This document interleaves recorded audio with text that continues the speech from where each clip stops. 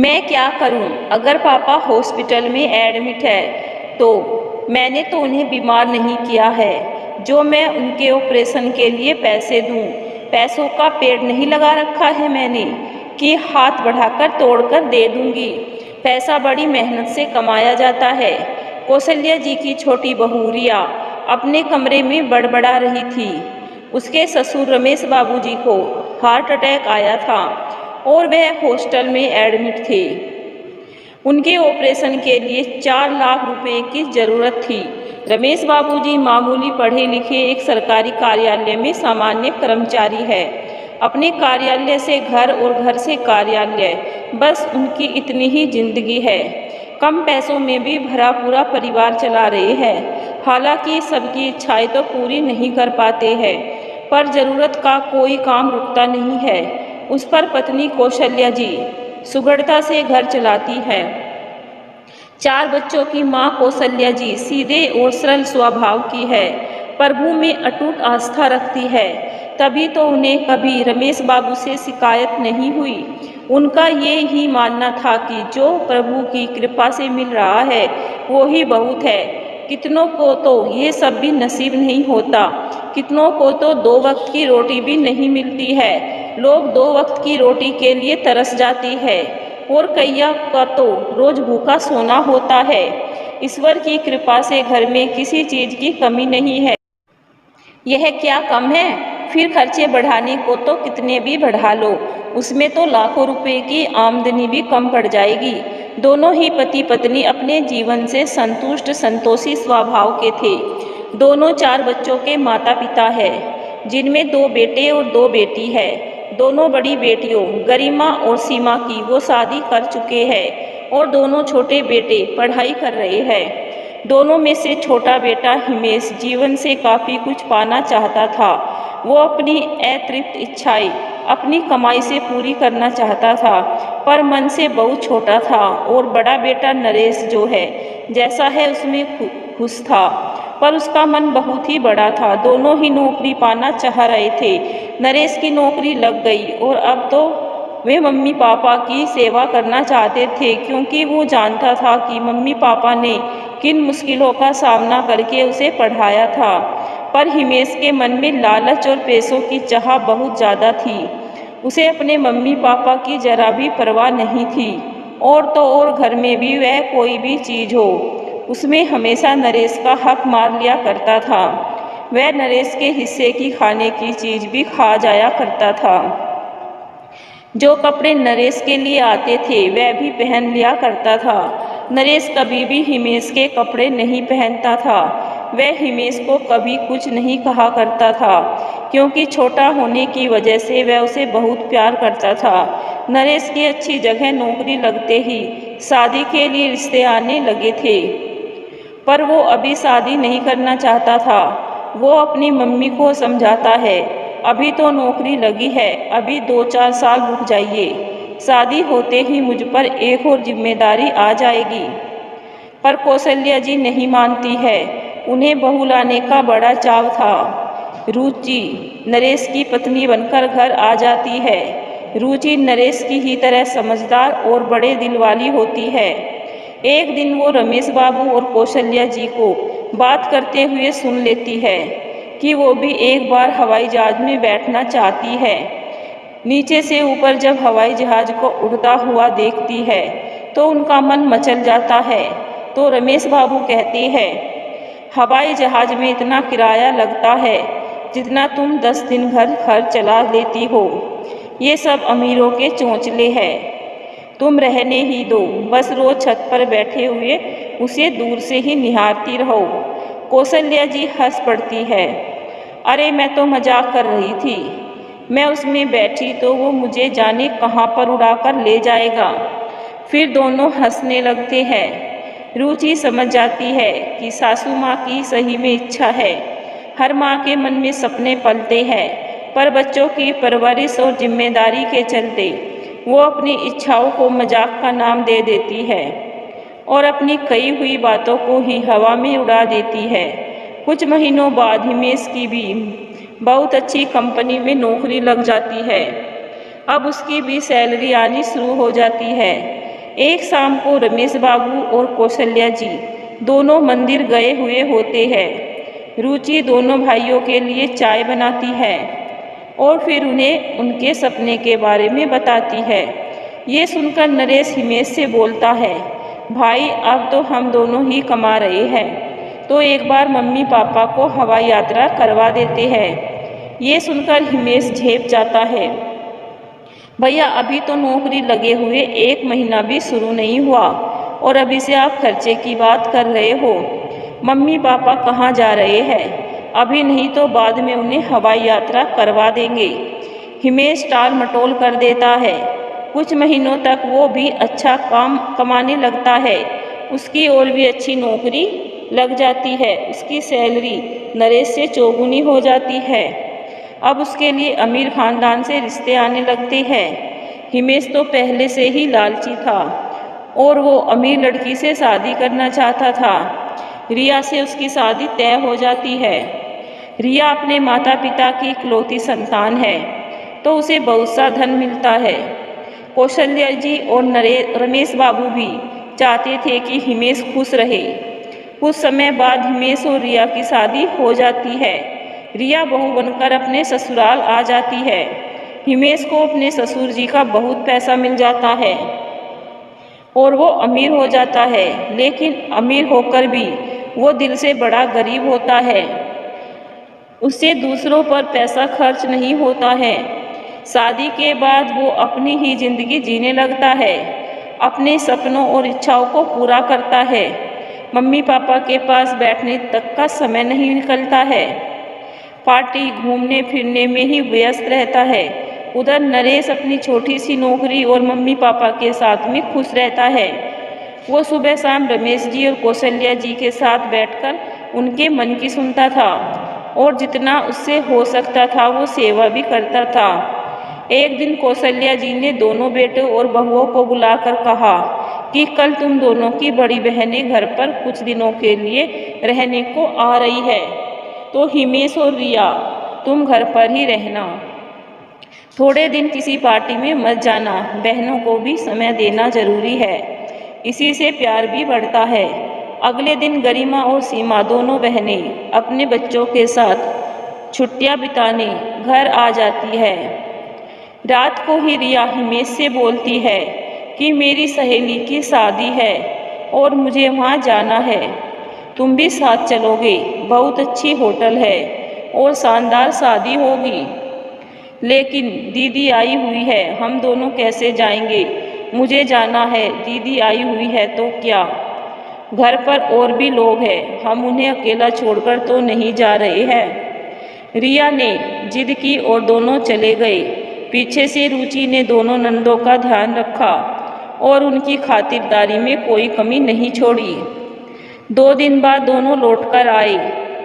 उसके अगले दिन बच्चों ने शाम को घूमने की जिद की तो हिमेश ने तो टाल दिया, पर नरेश अपनी बहनों और बच्चों को घुमाने ले गया। उसने बच्चों को आइसक्रीम और खाना खिलाया। बच्चे अपने मामा से बहुत खुश हो गए। नरेश और रुचि ही बच्चों का और बहनों का ध्यान रख रहे थे, उन्हें समय दे रहे थे। हिमेश और रिया का तो कोई मतलब नहीं था, उन्हें किसी भी तरह बस पैसा खर्च नहीं करना था। ये तुम्हारी दीदी और बच्चे कब वापस जाएंगे? जब से आए हैं मेरे तो सिर में दर्द हो रहा है और खर्चा भी कितना हो रहा है। महीने भर का राशन का सामान 4 दिन में ही ख़त्म हो गया है। कमरे से आते वक्त कौशल्या जी और उनकी बेटियां सब सुन लेती हैं तो उन्हें बहुत दुख होता है। तभी गरिमा बोलती है, रिया भाभी आप चाहे पैसे वाली हो पर दिल की बहुत गरीब हो।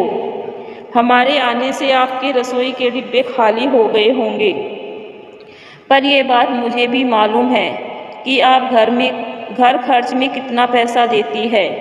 आपसे और हिमेश से तो एक पैसा भी खर्च नहीं होता है। आप चाहे अपने आप को अमीर समझो, पर मेरी नज़र में आपसे ज़्यादा गरीब कोई नहीं है। जिसके दिल में अपनों के प्रति प्यार और सम्मान की भावना नहीं हो, वो सबसे ज़्यादा गरीब होता है। आप इतने गरीब हो कि घर में बहन बेटी के आने पर रसोई के डिब्बे कितने खाली हुए हैं यह देख रही हो, पर उनके आने से घर में कितनी रौनक आ गई है और घर कितना भर गया है, यह नहीं देख रही हो। तभी दूसरी बहन सीमा भी बोलती है, हिमेश तेरे पास भला ही कितनी बड़ी कार क्यों नहीं है, पर तूने आज तक मुझे, दीदी और बच्चों को कार में नहीं घुमाया।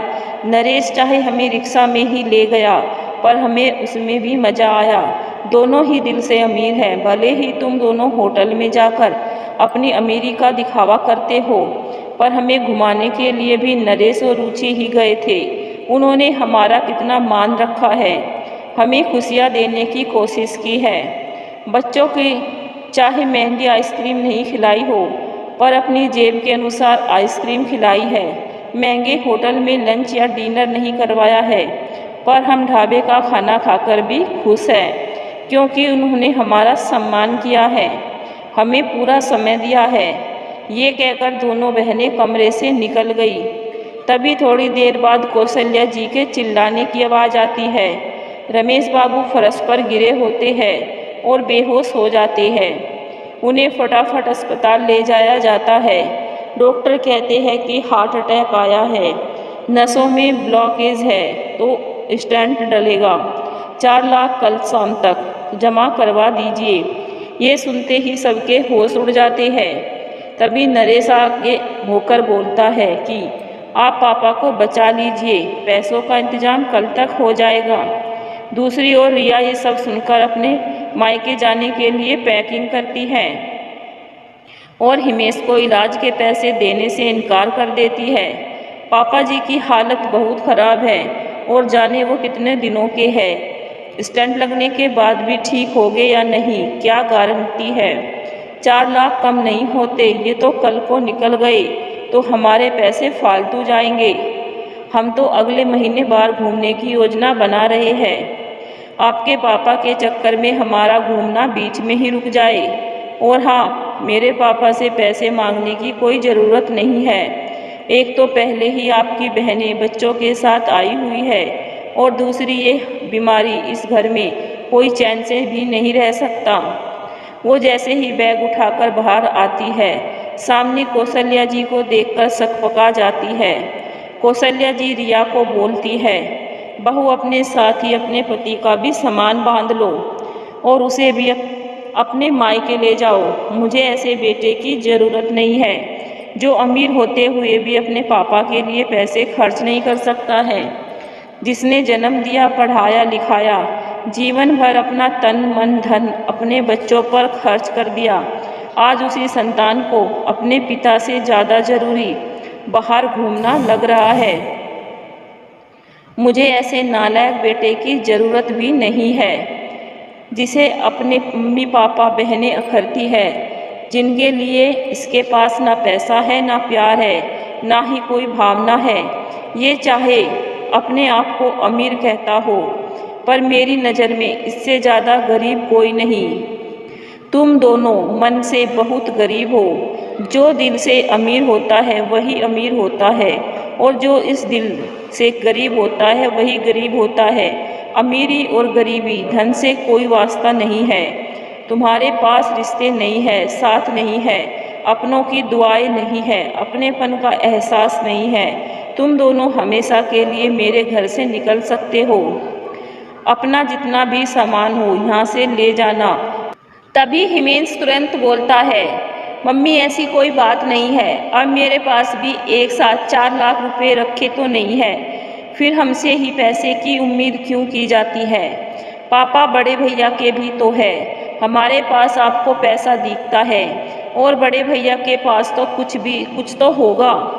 और अगर मेरे पास पैसा हो भी तो पापा अकेले मेरे ही तो नहीं है। आधा पैसा बड़े भैया भरेंगे और आधा मैं भर दूंगा, पर पहले नरेश भैया 2 लाख देंगे तभी मैं दूंगा। हिमेश की बात पूरी होती भी नहीं है कि नरेश कमरे में आ जाता है। मम्मी, दोनों दीदी अस्पताल में पापा के पास रुक गई है। मैं पैसों का इंतजाम करने घर आया था, कुछ सामान लेना था। मैंने 4 लाख का इंतजाम कर लिया है और मैं वो ही जमा करवाने अस्पताल जा रहा हूँ। आप बिल्कुल चिंता मत करना, मैं पापा को कहीं भी जाने नहीं दूंगा। यह कहकर नरेश निकल जाता है। रिया और हिमेश का चेहरा शर्मिंदगी से झुक जाता है, पर कौशल्या जी उन्हें माफ़ नहीं करती है और घर से निकलने का आदेश दे देती है। अगले दिन रमेश बाबू का ऑपरेशन हो जाता है। गरिमा और सीमा कुछ दिन रहकर चली जाती है। कुछ महीनों के आराम के बाद रमेश बाबू स्वस्थ हो जाते हैं और पहले की तरह दैनिक काम करने लगते हैं। कौशल्या जी नरेश से पूछती है कि तूने रुपयों का इंतजाम कहाँ से किया, पर नरेश उन्हें कुछ बताना नहीं चाहता था। बहू के गले में मंगलसूत्र, हाथों में सोने की चूड़ियाँ और कान के झुमके ना पाकर कौशल्या जी सब समझ जाती है कि बहू ने अपने गहने बेचकर सास के सुहाग की रक्षा की है। वो ईश्वर को ऐसे बेटे बहू देने के लिए धन्यवाद देती है जो दिल के अमीर है।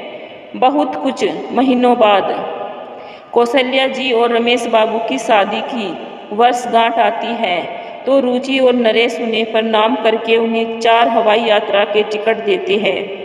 मम्मी, आप जगन्नाथ मंदिर जाना चाहती थी। आपने पापा के ठीक होने के बाद उनके दर्शन के लिए बोला था। मैंने हवाई टिकट बनवा दिए हैं। हम यहाँ से हवाई जहाज़ में भुवनेश्वर जा रहे हैं, फिर आगे टैक्सी से पुरी जाकर दर्शन करके आएंगे।